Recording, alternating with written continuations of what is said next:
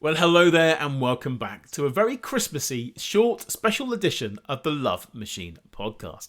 First things first, I want to wish each and every one of you a very happy Christmas or indeed festive season. I hope you're having a really lovely time with your family and friends, opening presents, just spending time with your loved ones, or indeed just sitting down watching loads of rubbish on TV. Whatever you're doing, I hope you're having a wonderful time. I couldn't let a week go by without recording something for you.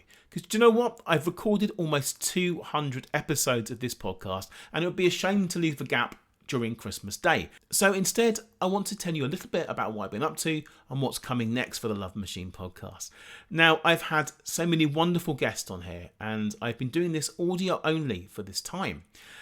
Big thank you to anyone that's been listening to my podcast. I really do appreciate it. When I first started this, I could not imagine that I would commit or want to do 200 episodes. Even getting to 10 would have been a great achievement at the time. But do you know what? 200 episodes are almost here, and they're coming very shortly in the new year. So my big question to you is, what do you want to see from me next? I'm toying with the idea of introducing a YouTube version of the podcast so you can see me talking to all my wonderful guests that I have on here. I think we're missing out a little bit of a magical element of this, and we're not seeing the guest reactions or my reactions, and it can add an extra bit of magic to the whole thing. So if you want to see me do this, it won't be instead of the audio, it'll be alongside it. So I'll record the audio and the video side of things so you can see both. I'm just wondering if anyone listening has any interest in that. Should I just stick to the audio? Should I change it? Should I do video? What do you think I should do? I would love to hear your thoughts. You can always message me directly through the website for the podcast, or my own personal email address is info@jamespreece.com. I really would like, after 200 episodes, to get your thoughts and feedback. I often hear people that have really enjoyed this, but I want to know why. Which guest did you particularly enjoy? What do you want to hear me talk about next? Who do you want me to talk to?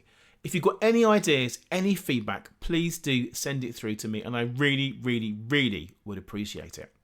Now, it's been a really interesting year for me so far, and so many things have happened that I didn't really expect, and I've not shared them with anybody on the podcast or many people in real life. But do you know what? If you're here on Christmas Day, or indeed Christmas week, or maybe it's middle of November 2024, it doesn't matter when you're listening, I want to tell you what happened to me. A very weird thing happened to me. I had a really lovely summer, and then I had a planned operation for a very minor thing that I knew was happening. So I booked a few days off for this, had the operation, and things went on hold. Then I took my brother to the theatre to see a show for his birthday. It was the most terrible ghost story plot that I've ever seen. I think we probably would have walked out halfway through regardless. So you see where this is going. So what happened was I started shivering during the show. I was shivering and I was shaking. I had no idea why. And I think because it was a ghost story, many people around me thought that I was part of the show. I pulled my hoodie up tight and I thought, what's going on here? I had no idea whatsoever. And my brother looked at me and said, we need to leave now. We need to get out of here. I said, why? I'm just a bit cold. He said, no, something is very wrong here. I need to get you to A&E. That's accident and emergency for those that don't know. So he got me out of the theatre, sat me outside, drove his car to the entrance, packed me in there, and he drove me straight to A&E. And I'm still shivering, but I felt generally quite fine. And then, long story short, he took me to the A&E, and I'm still shivering. And I thought, this is a bit odd. Everyone in A&E is staring at me. Why are they all staring at me? They've all got their own problems. There was a man there with blood dripping from his arm. There was people in wheelchairs, people just looking at me. And I thought, this is very odd. But luckily, a nurse called me over quite quickly. I wasn't waiting too long. I've heard these horror stories of waiting for hours in doctor surgeries. And she called me in there and said, James, she said, you're the sickest person that I've seen all day. You've got sepsis. And I was in shock for a very brief moment of time. The operation that I had become infected and it had given me sepsis. Now, for those that don't know, sepsis is a really serious infection. I think about 2 people out of every 5 die from it. But here I am now at Christmas Day recording this. You know, spoiler alert, I survived, and I did survive. Thank you very much to my brother for saving me and driving me to A&E, and the lovely nurse who spotted the signals and the signs of this, that pretty much my heart rate was really increased, and I had all other signs, and my blood pressure and everything was going through the roof. But they took me to the ward, and they gave me antibiotics and lots of drips, and dealt with me for 5 days in hospital. Now, I'm telling you this because it is a great, unique Christmas story. It's a happy ending. I realised that I never felt at any point that I was in any risk I was going to die. I've been training a lot in the gym and trying to get quite fit and healthy for my operation. And it is only due to the fact that I'm fit and healthy that I managed to survive this. And it gave me 5 days in hospital just doing nothing for the first time in my life. Doing nothing. No clients, no internet, just sitting there thinking, what can I do? And my overall thought of all this, particularly when I came out, is how lucky I am, how grateful I am. Not only that I survived and I had the support, everything happened and aligned to get me fit and healthy back really, really quickly. Because many people aren't that fortunate. But how lucky I am in my life to have a job, to have a family, to have my friends. Everything just came together really, really quickly. And I'm so fortunate for this, that some people have this need to go and get all these new things in your life. Maybe I should work harder. I should have 10 TV shows going on. I should be pushing myself to sell all these courses. I should be working every single hour of the day to push myself more. And I thought, no, I am quite happy how I am now, with the ability to book my own hours, to do what I want, and to work with lovely single clients all over the world. And the lesson for you all, pretty much on Christmas Day, as we approach New Year's, and some of you might be thinking about a New Year's resolution, is quite simply, take some stock of what you're grateful for and think, what do you really, really, really want in your life? Do you want a partner? If you want a partner, think about why you want the partner. What are the reasons for it? Start to imagine, start to write these things down on a list, all the qualities that you want. Because life is so, so short and we don't know how long we're going to have left. If you want something in your life, go for it. But you know what? If deep down you're happy and you don't want something, then what is the point of doing that? I could give up all the things I have in my life, the quality of life that I have, the wonderful family, and I can go work harder and harder and harder to do this. For what? What is the purpose? Life is for living. So I really want you to embrace that and take that away as a Christmas message, that I want you to do what makes you happy. Don't do things to please other people. Do what you really want. If you want a partner, why not make 2024 the year that you finally do that? If you do, please reach out to me. I've been coaching people for 19 years now.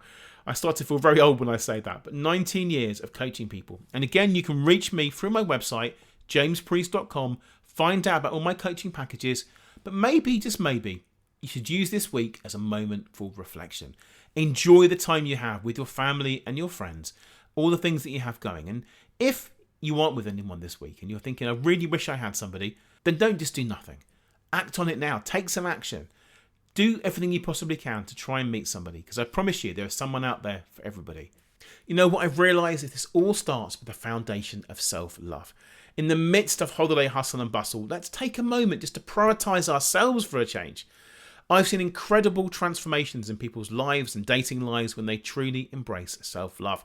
It is the secret sauce for a thriving relationship. And the magic ingredient in any successful relationship is positivity. It's like the fairy dust that keeps things sparkling. So if you've got your own hopes and dreams out there and you want something amazing, just embrace it and be positive. I believe that I got through all this situation by positivity and gratitude and being really, really lucky, pretty much, if nothing else. So there we go. As we wrap up this special episode, I want you to zoom out and think about making the most of your life. The holiday season is not just about presents and decorations. It's about the people we love and the memories that we're going to create. A positive mindset can truly impact our overall life satisfaction. And you know what? I am living proof of that. So what are your goals for the upcoming year? I encourage you now, as we head towards the end of the year, to reflect, set intentions, and focus on personal growth. Life is a journey, and the holiday season is the perfect time to start anew. So thank you again. Thank you so much, my dear listeners, as we approach 200 episodes and joining me today on this special day. I am so, so grateful for each and every one of you. And I wish you all a joyous, love-filled holiday season, and may your new year be filled with positivity, self-love, and incredible moments. I'll be back next week with a new episode. It'll be a New Year's resolution special. Of course it will. What else? New Year's Day. And remember, you're not alone on this journey. I'm here for you, and we'll continue this amazing adventure together with you in the episodes to come, as long as you will have me. So don't forget, final words, please do reach out to me. Tell me what you'd like me to do. What do you want me to change? Do you love the jingle at the start of the episode? Do you hate the jingle? Do you want me to do podcasts? Do you want me to have my own TV show? Do you want me to get celebrities involved? What do you want me to do? Please tell me. I cannot go another 200 episodes without hearing from you. So again, thank you so, so much. Have a wonderful day, and I'll speak to you again next week. Thank you so much for listening. I'd love to give you a free copy of my latest book, which you can download right now from my website, jamespreece.com. If you enjoyed this podcast, I'd really appreciate it if you could share the love by taking a few seconds to write a positive review on the iTunes store right now. See you next time.